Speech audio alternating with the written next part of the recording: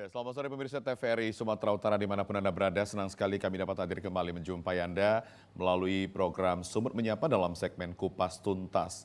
Kalau kita bicara tentang tahapan pemilu, khususnya pemilihan calon legislatif, penyelenggara pemilu terus melakukan berbagai tahapan. Seperti yang kita ketahui di mana saat ini penyelenggara pemilu KPUD telah mengumumkan daftar calon sementara dan saat ini diberikan ruang kepada publik bagaimana publik melihat calon sementara yang sudah ditetapkan oleh KPUD dan bagaimana kemudian saat ini respon masyarakat atas pengumuman yang telah dilakukan oleh KPUD. Untuk itu pada sore hari ini kita akan bahas terkait dengan pengaduan masyarakat terhadap bakal calon legislatif yang telah diumumkan oleh KPUD sebagai daftar calon sementara. Untuk itu kita akan bahas hal ini bersama dua orang narasumber yang telah kita hadirkan ke studio 2 TVRI Sumatera Utara. Yang pertama ada Komisioner KPU Sumatera Utara Bang Benget Sidetonga. Selamat sore Bang, Anda apa kabar? Selamat sore Bang Kriawan.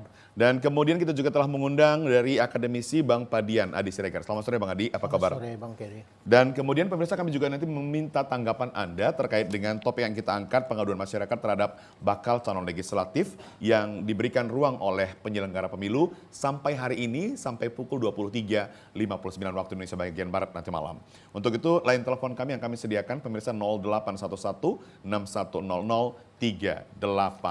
Pastikan Anda selama 1 jam bersama kami dalam hal pengaduan masyarakat terhadap Bacalek. Saya ke Bang Benget dulu. Bang Benget, selama diberikannya ruang kepada masyarakat terkait dengan bakal calon legislatif yang sudah diumumkan sementara oleh penyelenggara pemilu, seperti apa respon masyarakat, Bang? Ya, jadi sesuai dengan tahapan pencalonan ya. Jadi KPU pada tanggal 18 Agustus kemarin kan telah menetapkan dan mengumumkan daftar calon sementara seluruh calon DPR itu di semua tingkatan, mulai tingkat pusat DPR RI, tingkat provinsi DPRD provinsi dan DPRD kabupaten kota di tiap jenjang itu oleh KPU sesuai jenjangnya. Jadi KPU RI mengumumkan tentang DPR RI, DCS DPR RI, kami mengumumkan tentang DCS DPRD provinsi dan KPU kabupaten kota masing-masing mengumumkan daftar calon sementara DPRD kabupaten kota. Itu dimulai tanggal 19 sampai hari ini 28 Agustus nanti pukul 23.59 kita menunggu tanggapan masukan masyarakat. Jadi ini sebenarnya bagi kami adalah tahapan penting sebenarnya karena inilah tahapan yang dibuka ruang secara resmi ya, secara formal ya, dilegitimasi di dalam tahapan kita ingin mendapatkan feedback, umpan balik dari masyarakat. Setelah kita verifikasi kemarin, pertama kan diajukan oleh partai politik nama-nama caleg, kita verifikasi, kita cek dokumennya ya, berapa tahap, ada perbaikan kemarin itu tahap perbaikan sampai dia outputnya adalah DCS. Nah setelah DCS, peraturan menyebut baru diumumkan secara terbuka. Kalau kemarin kan belum. Nah ini kita umumkan nama-nama itu, baik itu lewat media cetak, media elektronik ya, selama rentang waktu pengumuman tersebut. Itu dari sisi KPU kita berharap banyak ada masukan tanggapan karena seringkali proses administrasi di KPU itu kan tidak bisa mengcover semua peristiwa, semua hal terkait calon itu orang per orang. Bisa saja ada yang tidak disampaikan kepada KPU ketika menyampaikan dokumen-dokumen pencalonan dengan sejumlah syarat tersebut. Nah kita harapkan di dalam masa tanggapan ini, publik ya, masyarakat itu, calon-calon pemilih itu bisa memberi umpan balik. Tapi sampai kemarin, data per tanggal 27 ya, itu kita merekap masih sangat minim. Tanggapan masyarakat di Sumatera Utara terkait DPRD Provinsi Sumatera Utara. Malah yang ada itu justru tanggapannya dukungan. Dukungan justru ya. Mendukung calon ini gitu kira-kira. Kita harapkan justru itu tadi hal-hal yang di luar pantauan pandangan kita, kacamata kita. Dan di kabupaten kota itu juga masih minim. Kita mendata kemarin masih ada 9 tanggapan masukan yang tersebar di 33 kabupaten kota. Jadi Ya sangat minim. Kalau kita lihat jumlah kita kan kursi DPRD Sumut saja ada 100 kursi tersebar di 12 dapil. Belum lagi DPRD kabupaten kota itu ada kursi yang diperebutkan itu cukup banyak ya, dan juga sebaran dapilnya begitu banyak. Nah, kalau sebenarnya masing-masing konstituen di dapilnya saja bisa mencermati caleg-caleg di dapilnya, kemudian men-tracking, memberi umpan balik kepada kita, tentu kita membayangkan kualitas caleg kita ini akan makin baik. Karena sebelum ke TPS sebenarnya kan kita berharap di proses pencalonan ini terjadi filter ya, saringan lagi. Karena masih ada ruang kalau memang di tanggapan masyarakat ini masukan, misalnya ada masukan dari masyarakat, tanggapan disertai bukti yang konkret, bukti yang kuat, nanti kita klarifikasi ke partainya, ternyata partainya kemudian klarifikasi ke bersangkutan juga benar, maka dimungkinkan pergantian. Jadi jangan sampai terjadi akhirnya kalau tidak ada tanggapan, kita memilih calon yang ternyata bermasalah di kemudian hari. Itu yang dihindari, makanya sebenarnya ada masa tanggapan masukan masyarakat ini supaya para pemilih, masyarakat kita semua tahu, mereka-mereka inilah calon legislatif nanti yang akan bertanding, yang berkompetisi di daerah pemilihan kita masing-masing. Nah, itu sudah kita umumkan, jadi kita berharap nanti ya, hari ini atau nanti kita rekapnya masih terus akan lakukan, sampai pukul 23.59, biasanya kan gitu Indonesia ini Bang. Last minute itu banyak pencalonan begitu ya kan. Ya kalau mendaftarnya juga begitu. Nah, nggak tahu apakah tanggapan masyarakat ini nanti begitu, kita masih tunggu nanti. Baik. Bang Adi boleh ditahan sebentar ya Bang? Saya tahu pertanyaan lagi. Bang, apakah kemudian ada pengaruh? Karena sekarang ini kan sistem yang digunakan kan berbasis informasi teknologi gitu ya. Apakah mungkin masyarakat juga kurang peka menggunakan sistem yang digunakan? Seperti kan kalau kita tahu selama ini verifikasi data misalnya, itu kan harus melalui helpdesk gitu ya. Apakah memang ketidaktahuan masyarakat sehingga ini minim begitu Bang Benget? Ya, sepanjang yang diberikan ruang bagi KPU kan kita menyampaikan pengumuman itu lewat media cetak. Media cetak ini kan kita juga putuskan sesuai budget. Juga yang sebarannya itu kalau kita DPRD provinsi mencakup oplahnya itu tingkat provinsi. Di kabupaten kota juga begitu. Itu kan kita lakukan. Artinya yang konvensional itu kan media cetak, orang yang masih baca. Nah, di media elektronik juga kita lakukan. Nah, di media sosial kita ya, baik itu di Facebook ya, Instagram, itu justru kita lakukan juga. Jadi kan sekarang udah makin mudah juga orang bisa melihat linknya dengan QR code itu ya kan, dia langsung scan, langsung portalnya terbuka, dia bisa lihat namanya dan dia bisa beri masukan itu langsung baik di kolom komentar ya. Enggak bisa, ini bisa lakukan lewat email atau bisa konvensional juga, bisa datang ke kantor kita KPU provinsi. Ya, kalau untuk DPRD provinsi. Oke. Jadi untuk kabupaten kota bisa ke kantor kantor KPU kabupaten kota. Kalau nggak bisa, ada alamat email kan. Dia tinggal upload dokumennya. Jadi jangan juga menyampaikan berita bohong juga tanpa ada dokumen. Oh, si Anu ini begini ya kan. Kita juga nggak ada nanti alat klarifikasinya. Ini enaknya ngomong sama Bang Benget, kelar dia langsung. Tapi ini dari sudut pandang akademisinya, apakah kemudian masyarakat sudah apatis?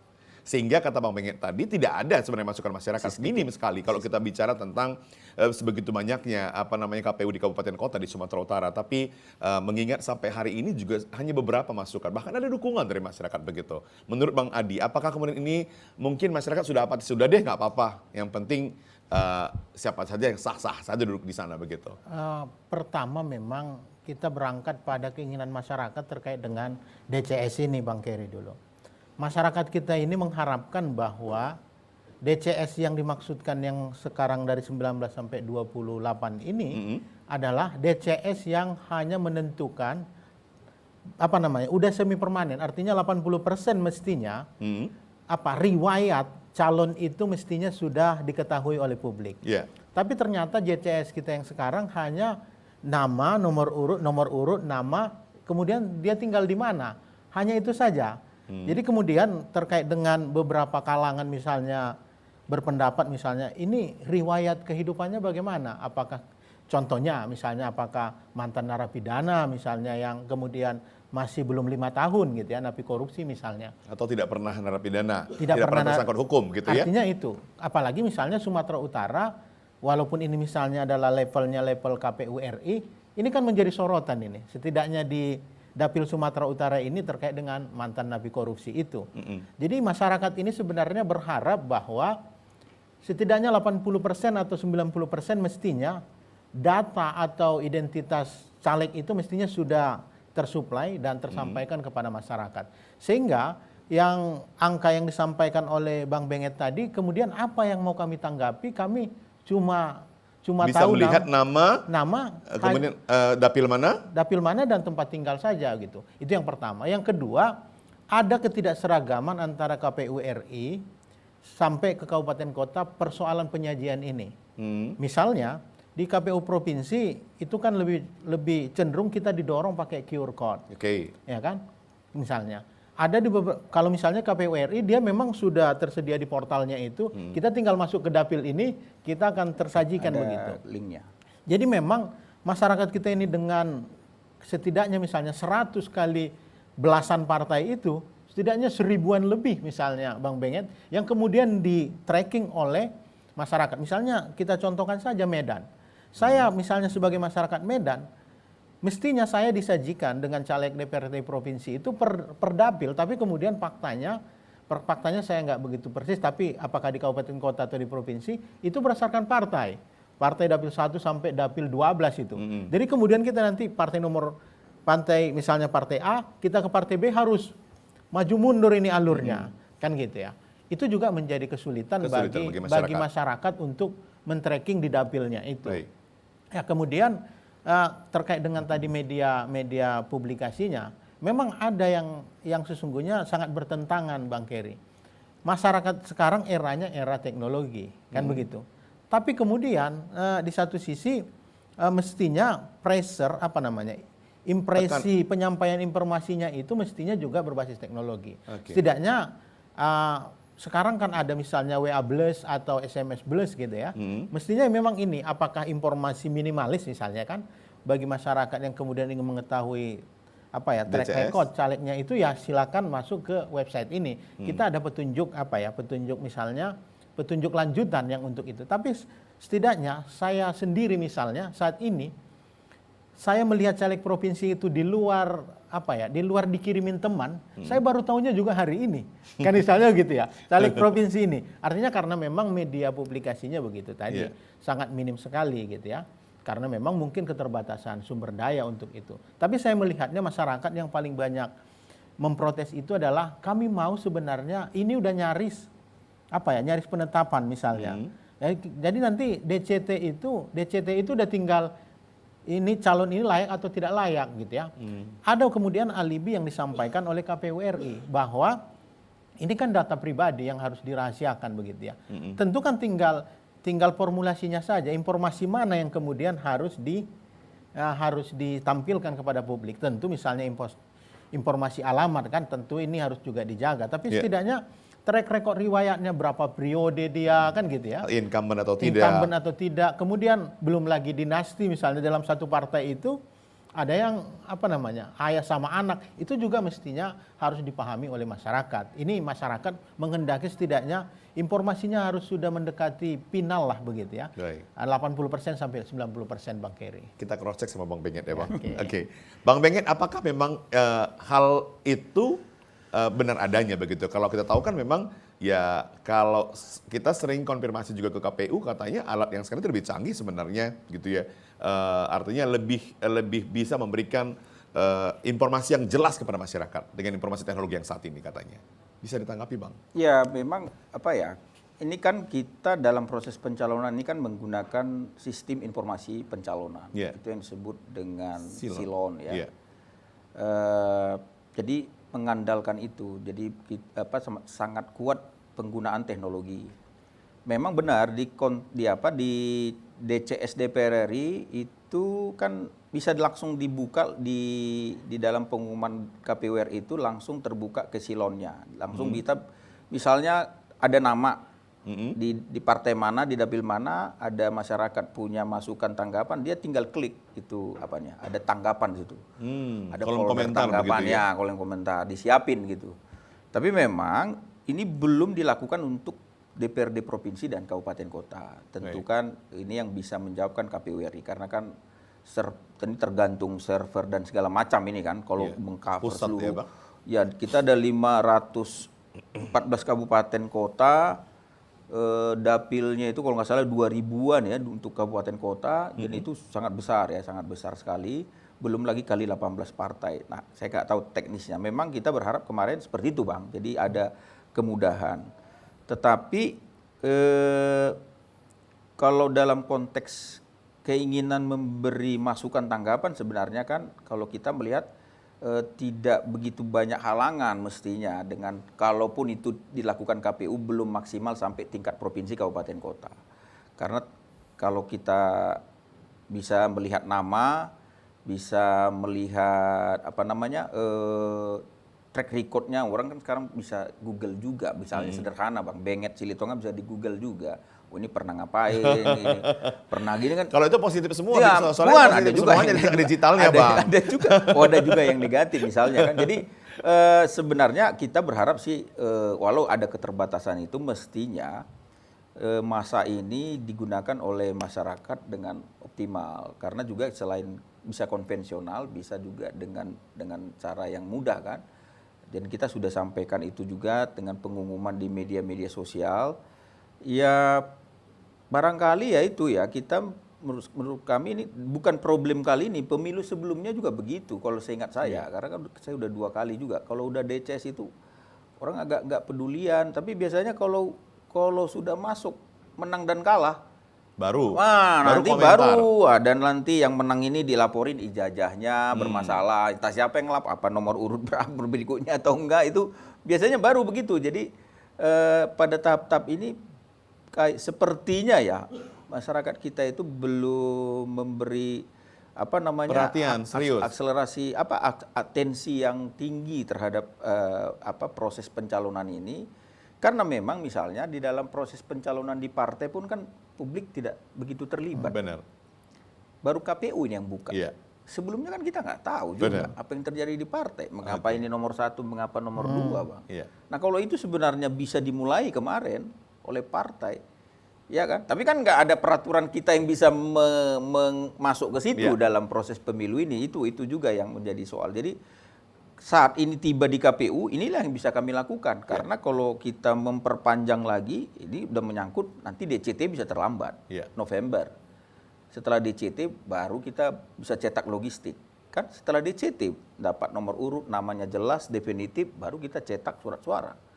Nah jadi ini masanya saya kira hampir 1 pekan lebih sebenarnya.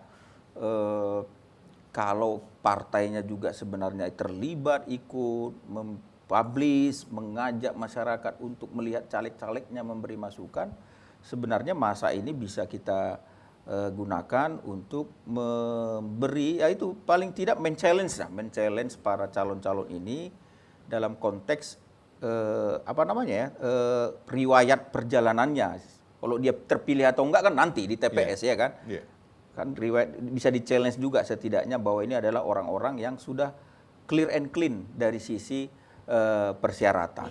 Jadi kan mudah Bang sebenarnya. Misalnya kan soal yang sering itu kan soal terpidana atau pernah enggak. Itu kan bisa di-tracking sebenarnya. Ya, tidak begitu sulit menurut pengalaman kita ya. Kemudian itu ya memang ini yang disebut oleh Bang mestinya kan dokumen ijazahnya mungkin beliau ingin dibuka, bisa kita klik, diakses gitu ya. Ya, baru kemudian masyarakat, oh ini kayaknya nggak pernah ini, kan gitu ya. Itu bisa langsung respon ya Bang? Iya, jadi itu tadi kebijakan dari KPU RI dengan berbagai perdebatan soal informasi yang publik dan dikecualikan, itu memang belum sampai. Nanti mungkin di DCT itu baru dibuka lebih detail, termasuk riwayat hidupnya, termasuk ya semua dokumen-dokumen persyaratan. Kan ada banyak itu Bang, mulai dari sekolah, pendidikan minimal paling rendah, kemudian surat tidak pernah dipidana penjara 5 tahun ya dengan kekuatan hukum dengan putusan pengadilan yang berkekuatan hukum tetap, punya NPWP, punya segala macam itu kan. Itu nanti di DCT setelah dia baru kemudian itu bisa mungkin ya pengalaman kami di pemilu 2019 baru bisa dibuka dokumen-dokumen yang tadi yang by person by partai. Memang di DCS ini itu jadi di PKPU memang yang disampaikan itu hanya nama, nomor urut, dapilnya sama alamat domisilinya, Bang. Jadi itu tadi memang butuh energi tambahan kalau mau publik memberi masukan, tanggapan, ya dengan nama itu ya mungkin dia bisa mendapatkan identitas awal untuk men-track. Baik. Nampaknya Bang Padian langsung mau menanggapi ini. Tapi sebentar lagi Bang, setelah pesan-pesan berikut ini tetap bersama kami di Sumut Menyapa dalam segmen Kupas Tuntas, pemirsa. Bang, silakan diminum. Ya.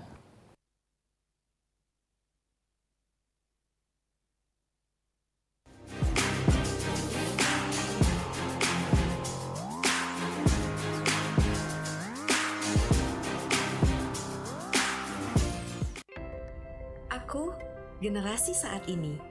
Mereka bilang generasi milenial, generasi yang merdeka, kreatif, bebas berkreasi, dan meraih prestasi. Bebas bicara ini sambil ngopi. Tidak boleh lupa, kita bebas merdeka seperti sekarang ini karena, ya, Pancasila. Sebelum Indonesia merdeka, tahun 1934-1938, di masa pembuangannya di kota Ende, Nusa Tenggara Timur, Soekarno, dalam kesendirian, semangat perjuangan selalu menggelora di dadanya. Dia selalu duduk di bawah pohon, dekat rumah pengasingannya. Tak henti memikirkan Indonesia.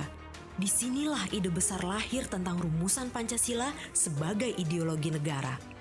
Pancasila tidak lahir sendiri, melewati proses panjang, dilandasi semangat perjuangan bangsa Indonesia. Sejarah perumusannya melewati 3 proses besar, sampai dinamakan Pancasila, yakni rumusan konsep Soekarno yang dibacakan pada sidang BPUPKI 1 Juni 1945, rumusan Panitia 9 yaitu Piagam Jakarta 22 Juni 1945, dan rumusan pembukaan Undang-Undang Dasar 1945 disahkan oleh PPKI 18 Agustus 1945. Rangkaian dokumen sejarah ini dimaknai sebagai proses kelahiran Pancasila. Sebagai ideologi bangsa, Pancasila mendapat banyak tantangan di era keterbukaan informasi. Kita harus merasakan semua nilai kebaikan yang terkandung di dalamnya. Karena Pancasila untuk Indonesia hari ini, esok, dan masa yang akan datang.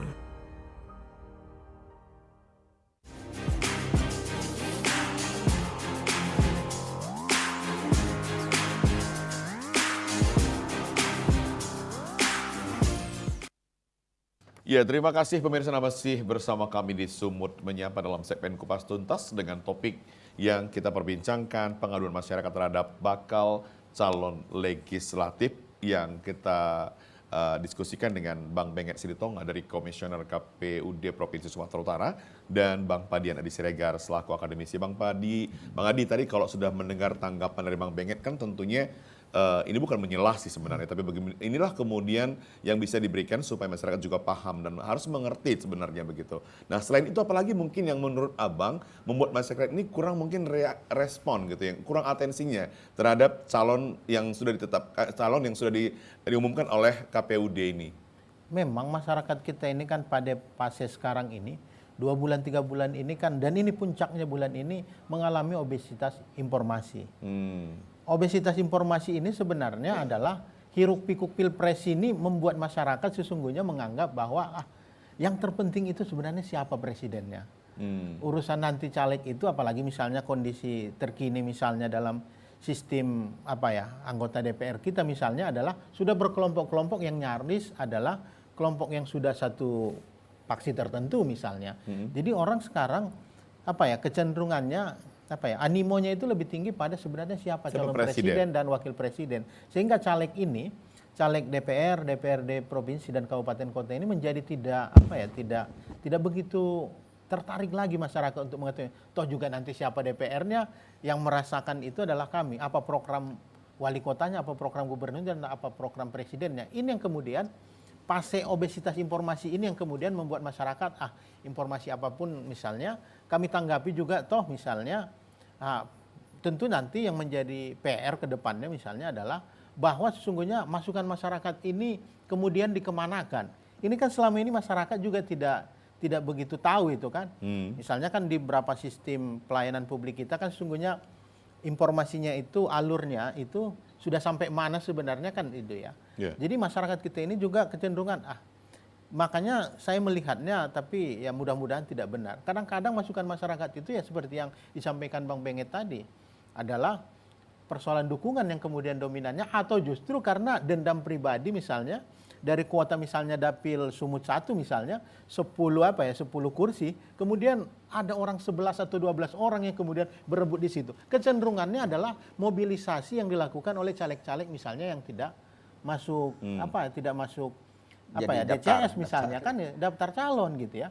Itu yang kemudian jadi ya saya hafal tuh calon yang ini misalnya ijazahnya nggak benar atau misalnya masa setelah keluar dari penjara belum genap 5 tahun. Ini yang kemudian lebih cenderung masukan masyarakat itu. Bukan pada pure masyarakat karena memang dia punya interest ingin mengetahui calon anggota DPR-nya, DPRD-nya itu dia bukan itu sebenarnya tapi lebih cenderung pada itu tadi mobilisasi baik bentuk dukungan atau juga untuk menggagalkan kalau saya bilang KDRT lah sesungguhnya kan gitu ya. Lebih cenderungannya begitu. Karena kalau tadi pengantar yang saya sampaikan di awal tadi, karena memang dia menganggap informasi itu tadi, karena udah obesitas informasi, dia melihat bahwa caleg mau siapapun sesungguhnya nanti calegnya ternyata partai yang kemudian mengendalikan gitu ya. Jadi suara saya itu juga tidak menjadi penting. Maka saya adalah lebih baik saya fokus pada partainya yang kemudian terafiliasi pada calon presiden begitu, Bang Keri. Tapi apakah masyarakat kurang literasi dengan hal itu menurut Bang Adi, ya menurut Bang Padian selaku akademisi? Artinya masyarakat kan salah ketika misalnya dia hanya ingin menentukan siapa di presidennya, padahal kalau kita sebagai masyarakat lebih dekat sebenarnya ke wakil rakyat begitu. Kan dia yang bisa menyampaikan aspirasi kita sebagai rakyatnya. Tapi apakah kemudian karena praktek-praktek yang ada selama ini sehingga apatis masyarakat sudah memang begitu?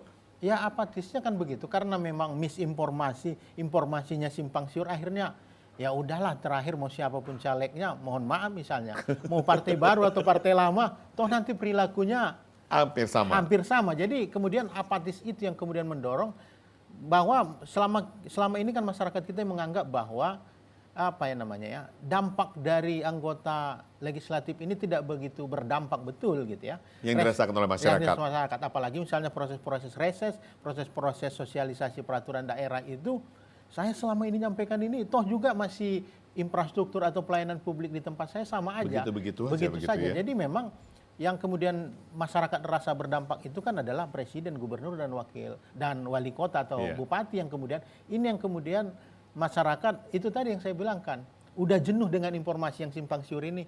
Ya udahlah, nanti kalau pas pemilihan aja dan memang kadang-kadang ya seperti yang disampaikan Bang Benget tadi. Sesungguhnya fase-fase yang itu tadi membuat masyarakat jenuh juga.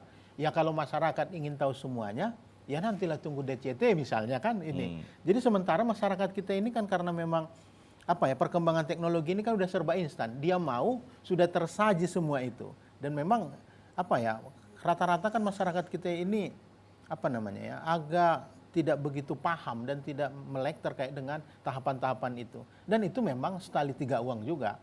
Kalau kita cek misalnya websitenya Bang Benget ini, sulit kita membaca tahapan itu Bang Benget. Ini misalnya, ini udah sampai mana ini gitu ya. Karena memang pop-up yang muncul itu agak sulit kita membacanya. Kecuali kita balik lagi ke PKPU yang lama misalnya kan. Dan itu juga sudah tertimpa-timpa dengan informasi-informasi terbaru Bang Keri. Gitu. Oke, Bang Benget, setelah adanya DCS daftar calon sementara, kapan ini akan dilakukan penetapan atau pengumuman daftar calon tetap? Dan apakah kemudian semua yang sudah diumumkan ini menjadi DCS akan ikut sebagai DCT? Oh iya, jadi tentu DCS ini kan masih ada ruang berganti. Ya. Bisa akan tetap menjadi DCT, tapi masih ada ruang, ada ruang tidak menjadi DCT. Jika ada, itu tadi ada tanggapan masyarakat, masukan masyarakat yang confirm ya, artinya penuh disertai bukti, Dukungan Anda ya. terkonfirmasi benar, dia bisa jadi tidak memenuhi syarat. Oke. Artinya tidak sampai ke DCT. Oke. Nanti partai bisa menggantikan. Ya, calon yang TMS tersebut digantikan oleh partai di masa sebelum DCT. Itu namanya masa pencermatan rancangan DCT. Ya, jadi partai masih ada ruang. Itu yang tapi kalau para calon DCS ini relatif bisa melewati tahapan tanggapan ini tanpa ada tanggapan masyarakat. Ini kan sudah memenuhi syarat mereka. Benar. Berarti mereka nanti sudah akan menjadi DCT. Ya, jadi itu apa? Alurnya nanti baru di tanggal 3 November mereka akan ditetapkan sebagai daftar calon tetap di semua tingkatan. 3 November. 3 November, 4 November kita umumkan. Dan setelah tanggal 3 November, 25 hari kemudian mulai masa kampanye. Oke. Berarti 28 November sampai 10 Februari.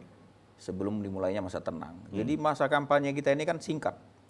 Bila dibandingkan dengan pemilu 2019 itu masa kampanyenya 5 atau hampir 6 bulan. Yeah. Ya, dari September 2018 ke April 2019 ingat saya itu, ini hanya 75 hari. Nah, ini juga nanti hal baru ya. Jadi intensitas kampanye akan lebih tinggi walau memang rentang waktunya lebih singkat. Pasti para peserta akan menggunakannya ini seoptimal mungkin dengan berbagai metode kampanye. Nah, itu tahapannya. Dan setelah penetapan DCT tentu KPU akan bergerak untuk proses produksi logistik, khususnya surat suara. Karena itu yang paling penting kan. Untuk kalau bilik kan kotak suara bisa dihitung sejak sekarang karena TPS-nya sudah ada kan, pengadaannya sudah boleh. Tapi yang harus ditunggu kan DCT, termasuk nanti DCT-nya Pilpres, pasangan calon presiden, yang itu baru di Oktober pendaftarannya. Sekarang kan belum ada pasangan calon itu di KPU RI. Itu juga akan ditetapkan November. Dan setelah November itu barulah akan ada produksi logistik. Nah, dari situlah nanti rentang waktu produksi logistik itu ke distribusi juga singkat, Pak. Jadi tidak seperti 2019 karena tadi hanya 75 hari kampanye, maka dari tanggal 3 produksi pihak ketiga nanti distribusinya sudah harus sampai sebelum 14 Februari di TPS. Berjenjang ya, nanti di kabupaten kota dulu disortir, dikepak, dihitung jumlahnya per TPS, ya, di packing, baru diturunkan ke TPS-TPS. Itu waktu yang singkat juga bagi KPU. Nah, ini nanti yang harus kita siapkan dengan baik. Nah, kembali ke pencalonan ini, maka memang setelah DCS ini relatif tanggapan itu tidak ada lagi ruangannya kan, ruangan yang legal itu tidak ada lagi ya. Sudah selesai, artinya proses DCT itu akan menjadi definitif kecuali misalnya adalah hal di luar kendali kita, ada maaf meninggal ya, itu menjadi harus dimungkinkan ada pergantian. Kalau wafat ya kan di tengah jalan sebelum pemungutan suara atau DCT sebelum DCT. Jadi itu masih dimungkinkan situasi kondisi yang memungkinkan DCS itu berubah menjadi DCT. Tapi kalau relatif dia tidak ada kendala-kendala tadi, tidak ada halangan, maka ini akan menjadi DCT yang kita akan tunggu nanti di tanggal 3 November. Nah, ini menarik tadi, mengapa minim? Saya nggak tahu memang ini apa ya. Ya apakah karena memang tadi dibilang Bang Fadian itu, masyarakat kita ini kan sukanya menunggu di TPS ini, menunggu calegnya datang. Nah, apakah masyarakat kita ini sudah pada tahap itulah literasi atau kesadaran politiknya, orang-orang yang menunggu, mengharapkan calon yang qualified. Itu kan pertanyaan bagi kita semua ini. Harusnya kan digiring kan begitu ya Bang? Ya, harus digiring, kita udah menggiring, mestinya partai juga menggiring. Semua pihak menggiring harusnya kan, tapi kan walaupun itu dilakukan kan kembali lagi kepada para pemilih. Para pemilih kita ini kan ya juga kan para pemilih yang mau sedikit capek, berlelah-lelah. mungkin lebih senang dia. Ya bagi anak muda, misalnya kan masa anak muda dengan teknologi ini bonus pemilih loh Bang. Iya. Hampir 56% jumlah pemilih kita Gen Z dan generasi milenial. Iya. Itu udah dirilis KPU, di Sumut juga. Mestinya kalau kesadaran politiknya cukup, ya anak bisa tracking kok itu semua itu caleg-caleg itu. Orang kerjanya di laptop aja. Iya. Masalahnya sekarang, apa dia lebih suka nengok film-film Korea atau apa? Oh, iya. Nah, ini yang jadi soal, ini Atau tahapan tantangannya. pemilu, kan begitu dia. Lewat TVR ini kita harus dorong ini anak-anak muda kita, karena bonus pemilih kita baru kali ini dalam sejarah pemilu itu pemilih muda yang sangat Persentase ramah cukup tinggi, dengan yang kita bilang teknologi informasi ini, itu 55%, lebih dari setengah jumlah pemilih. Ini selain digarap peserta pemilu, pasti digarap kan, karena anak-anak muda. Mestinya ya kita juga dorong, bisa men-challenge, bisa mendorong proses politik kita ini makin baik, makin kualitas, pencalonan ini makin baik. Nah ini yang kita harap sebenarnya. Jadi masa-masa tanggapan kemarin ada masukan-masukan yang luar biasa dari para pemilih, dari publik terkait para calon legislatif ini. Tapi kan kita juga nggak bisa berasumsi banyak negatif juga, ya kan? Bisa jadi memang ya udah bagus-bagus. Tapi ada 1-2 mungkin nanti kita tunggu 2359 hari ini. Jangan-jangan juga ada hal-hal yang signifikan nanti, baik di provinsi maupun di kabupaten kota. Masih yang ada perlu, waktunya, 5 jam lagi soalnya. Perlu kita klarifikasi. Biasanya begitu Bang, jadi di menit-menit akhir selalu biasanya kelazimannya ada. Nah kita tunggu Bang, jadi kita juga nggak bisa langsung berkesimpulan kan, wah ini bermasalah semua ini, kok nggak ada tanggapan masyarakat kan, gitu juga kan. Belum bisa kita dipastikan. harus dalam konteks, kami sudah memverifikasi dokumennya, sepanjang kewenangan yang diberikan kepada KPU mengecek, sudah benar, sudah sah, kecuali ada fakta hukum baru. Kan itu yang kita tunggu dari tanggapan masyarakat. Ternyata ada fakta hukum baru, ya itu. Ayo sampaikan. Semakin menarik ini, sebelum kita lanjutkan nanti minta tanggapan dari Bang Padian dari Siregar, kami akan kembali sesaat lagi pemirsa, tetap bersama kami di Sumut Menyapa dalam segmen Kupas Tuntas.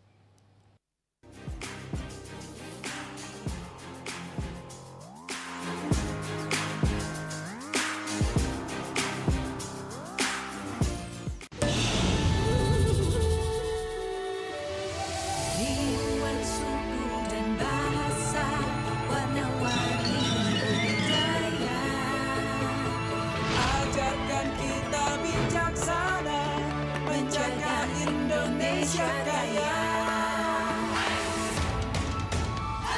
Ayo benar kita bersyukur, rakyat terus bersatu padu, pemerintah yang adil dan jujur, pimpin negaraku maju. Ayo mama, jangan marah beta, dia cuma pegang beta.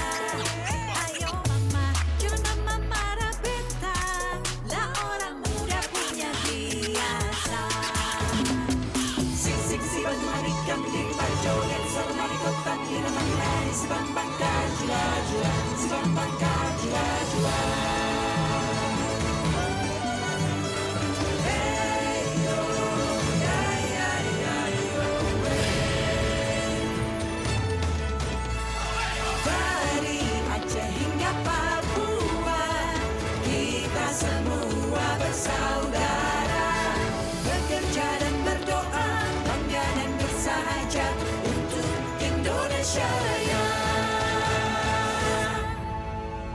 TVRI, media pemersatu bangsa.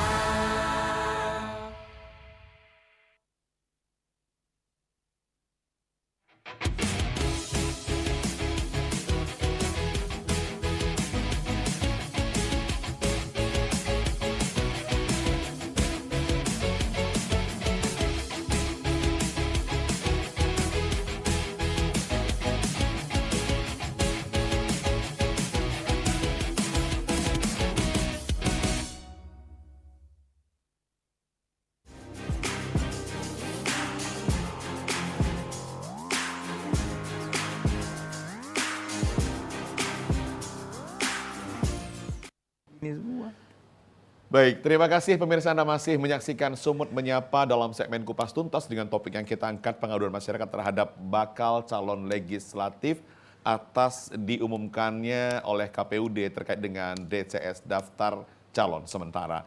Bang Padian di Siregar, Bang ini masih ada waktu lebih kurang 4 jam lagi ya masyarakat bisa mendaftar, 6 jam lagi, Lebih. masih ada 6 jam lebih lagi.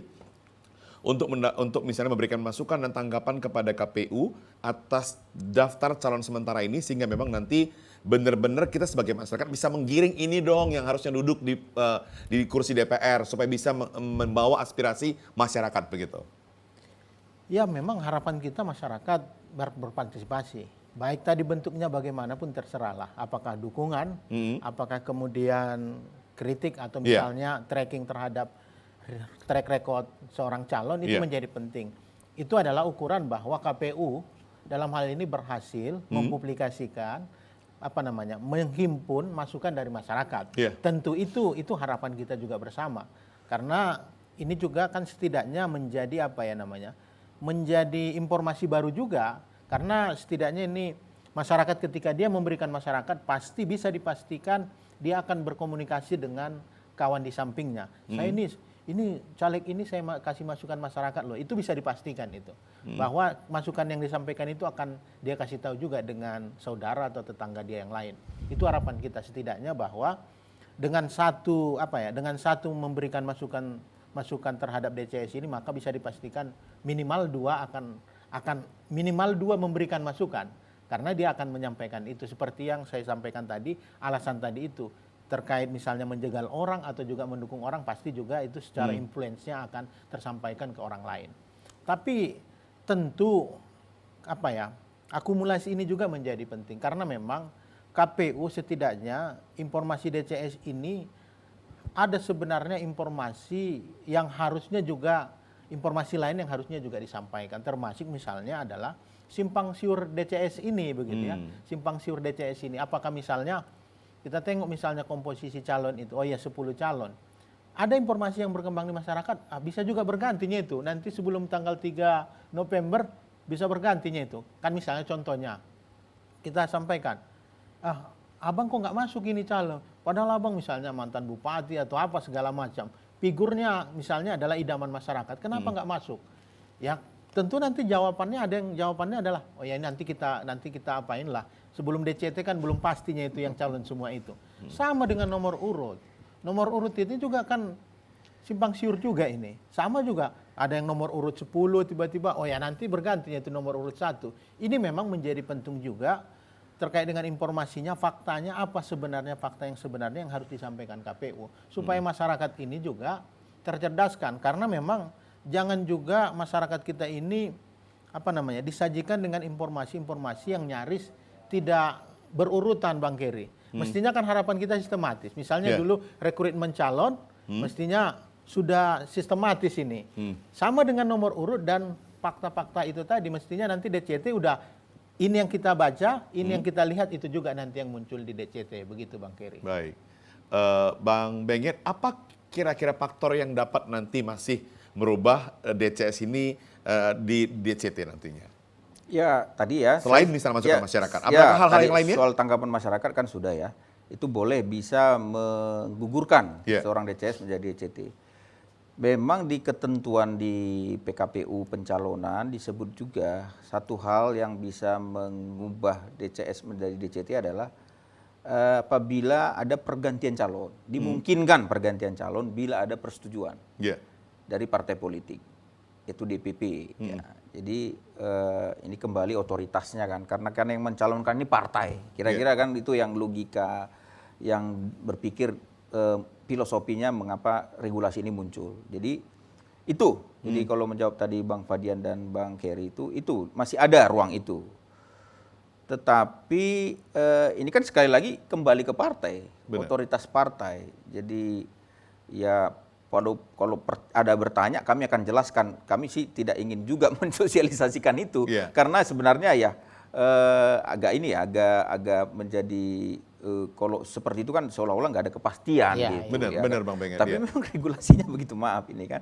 Tetapi karena tadi sudah ditanyakan, saya harus sampaikan, memang ada ruang itu. Tetapi sekali lagi adalah otoritas partai. Tapi kan sekali lagi ini kan proses pencalonan ini bagian dari tahapan pemilu. Apakah juga orang sedemikian mudah diganti bisa menerima? Itu kan juga nanti problem, Pak. Bisa kesengketa. Itu juga. Jadi ini sesuatu yang kembali lagi menjadi domainnya partai politik. Tapi itu dimungkinkan sepanjang ada persetujuan. Ya.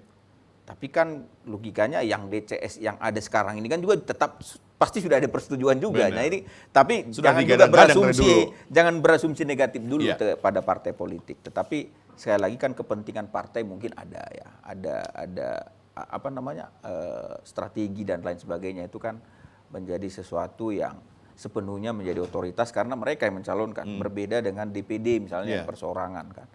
Nah itu tentu ya kembali nanti kepada publik, kita akan melihat itu, menunggu itu, apakah itu akan ditempuh oleh partai politik dalam proses pencalonan, apakah implikasinya kepada mereka kan juga akan mereka hitung. Kalau tiba-tiba ada mengganti seseorang, apa enggak muncul gejolak Ya. juga, ya kan? Jadi tidak semudah yang kita pikirkan juga. Tetapi karena Bang Kerry, tadi Bang Padian menanya, itu ada. Ya. Jadi dimungkinkan. Kalaupun itu di masyarakat berkembang, itulah dia. Jadi regulasi itu memberi ruang. Tapi sekali lagi bahasanya adalah normanya ketentuannya sepanjang ada persetujuan dari partai politik. Ya. Artinya itu adalah DPP-nya, Benar. pimpinan pusat.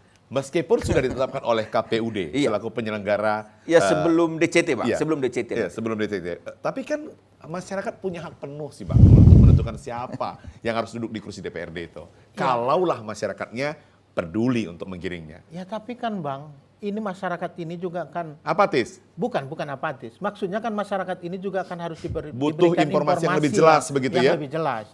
Jadi tadi Bang Benget kan menyampaikan bahwa masa kampanye yang terbatas ini, juga kan memungkinkan masyarakat juga terbatas informasi yang didapat. Ya. Begitu.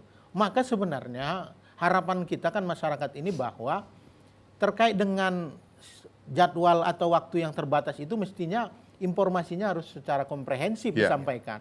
Jangan tadi kemudian ada informasi yang menimbulkan ketidakpastian. Jadi tahapan pemilu yang dimulai misalnya dari awal tahun atau 2022 itu kemudian bisa ini berubah-ubah sewaktu-waktu. Mestinya kan harapan kita kan sistematis ini dari Ya. rekrutmen partai, tapi memang itu adalah keterbukaan partai. Mestinya dari calon partai misalnya, partai harus sudah mengumumkan ini. Ya. Ini loh calon kami. Setidaknya walaupun misalnya data awal gitu ya. Baru nanti muncul DCS. Ya kan DCS. Jadi setidaknya masyarakat sudah punya pedoman nih. Partai A gitu misalnya. Oh ya ini calonnya. Kemudian dapil misalnya udah bisa terukur dia sampai nanti DCT kan begitu ya. Apalagi misalnya mulai November, mohon maaf nih Bang Kerry. Kalaupun misalnya nanti Bawaslu atau KPU-nya disiplin, udah bertimpa ini baliho-baliho dan informasi yang muncul di media massa. Ya. Ini tentu kan masyarakat juga kesulitan juga ini. Kesulitan juga memilah-milih calon-calon ini gitu ya. Karena memang informasinya bisa berganti-ganti. Apalagi misalnya dalam kondisi darurat faktor elektabilitas dan berdampak terhadap pilihan dukungan presiden juga Bang Benget. Ya. Jadi dia mungkin aja calon yang aturannya nggak masuk, tapi demi pilihan elektabilitas partai dimasukkan diganti yang ini kan gitu. Apalagi misalnya fenomena pilpres ini kan juga berpotensi untuk itu Bang Kerry. Benar. Bang Benget, tentunya kita harapkan kan masyarakat juga percaya sampai saat ini kepada penyelenggara pemilu tentunya. Apa yang mau disampaikan ke masyarakat sehingga memang semua tahapan sudah dilakukan dengan semestinya, sudah dilakukan dengan PKPU, sudah dilakukan dengan aturan yang ada. Bisa disampaikan Bang, ini sekaligus closing kita supaya masyarakat juga peka dengan pemilu ini karena tentunya suksesnya pemilu atas adanya peran serta masyarakat. Ya, saya kira kan pemilu itu kan puncaknya adalah pemungutan suara di TPS. Ya. Tetapi masyarakat pemilih itu sebenarnya bisa berpartisipasi tidak hanya saat di TPS. Ini kan logika kita yang keliru selama ini. Seolah-olah partisipasi itu hanya datang ke TPS. Akhirnya adalah mobilisasi. Kan. Nah, bisa berpartisipasi sebenarnya dalam proses pencalonan ini. Itu tadi mengecek, semua tahapan begitu ya calon-calon. kalaupun tidak dalam konteks mau memberi tanggapan masukan masyarakat, setidaknya ada catatan Anda gitu. Catatan-catatan Anda dari caleg-caleg yang ada sekarang, nanti bekalnya untuk di TPS. Mungkin belum mengkerucut 1-2 kan. Misalnya ada 10 nih DPR RI, tingkat dari 3 dapil. Kan Anda, misalnya saya nih ya, berharap masyarakat ya bisa checklist 5 daftar unggulan. Sampai nanti mengkerucut, dia tracking. Harapan kita kan gitu, Kang. Benar. Seperti kita ikut dalam pemilihan-pemilihan kecil kan skala gitu. Saya mengajak publik begitu. Jadi tidak dalam konteks mungkin tanggapan yang nggak cukup dokumen, nggak cukup kemampuan, tapi untuk TPS saja buat catatan. Udah bisa Anda. dipetakan dari Iya, sekarang bisa ya, Bang? petakan. Oh ini petahana, nanti mikir-mikir diskusi sama teman. Itu yang pertama. Karena apa? Kalau kita tidak melakukan itu dalam proses tahapan ini, saya khawatir kita pemilih melompat langsung ke TPS, akhirnya keliru Yang lagi. penting siapa salah saja. menilai lagi, salah Baik. memilih. Jadi itu yang kita harap. Nanti di masa kampanye, seperti bilang Adian, waktunya singkat, mudah-mudahan nanti ini juga bisa optimal, itu bisa makin, tadi udah dapat 5. Di masa kampanye lihat dia ngasih gagasan, Tinggal makin 2. mengkerucut 3-2 gitu. Tinggal 1. Tinggal 1. Saya kira kan kita harap begitu. Jadi di DPR RI begitu, DPRD provinsi begitu, publik kita melakukan filter di dalam dirinya, sehingga di datang ke TPS sudah nyaman. Orang mau mempengaruhi dia juga udah Kuat yakin. begitu ya, Bang, ya? Ah, enggak Bang, saya udah tracking ini dari awal, ini dia. Baik. Jadi itu yang kita harap sampai puncaknya, ya puncaknya di TPS, karena sebelumnya juga KPU secara administratif sudah melakukan verifikasi. Saya Baik. kira itulah dia bukti wujud dari kedaulatan rakyat itu. Wujud mestinya. kedaulatan rakyat. Dan itu harus dilakukan. Baik, apa nih harapannya, Bang? Tingkat padat karena waktu Ya, kita harapannya memang masyarakat, karena masih ada waktu 6 jam lagi Bang Kerry, tentu upaya yang dilakukan KPU itu harus juga berimplikasi kepada masyarakat. Tentu perhatikan masyarakat, tahapan-tahapan ini setidaknya ada 3 tahapan lagi untuk mengenali caleg Anda. Yeah. DCS ini 6 jam lagi, DCT DCT sejak kampanye. November, baru nanti pemungutan suara. Saya pikir ini menjadi partisipasi kita untuk Indonesia yang lebih baik atau Sumatera Utara yang lebih baik. Baik. Intinya sama-sama aja sih pesannya ini. Bagaimana kemudian mengajak masyarakat begitu ya. Ya. Untuk mewujudkan kedaulatan rakyat tadi sebenarnya masyarakat harus memang ikut setiap tahapan pemilunya Pak Beng ya. Bukan hanya di pas pemilihan memberikan suara. Iya. Sama seperti yang disampaikan oleh Bang Padian tadi, bagaimana ada 3 tahapan lagi untuk mengenali calon begitu ya. Supaya kita tidak salah memilih karena satu suara menentukan nasib bangsa ini 5 tahun ke depan. Demikian, selamat sore, sampai jumpa pemirsa.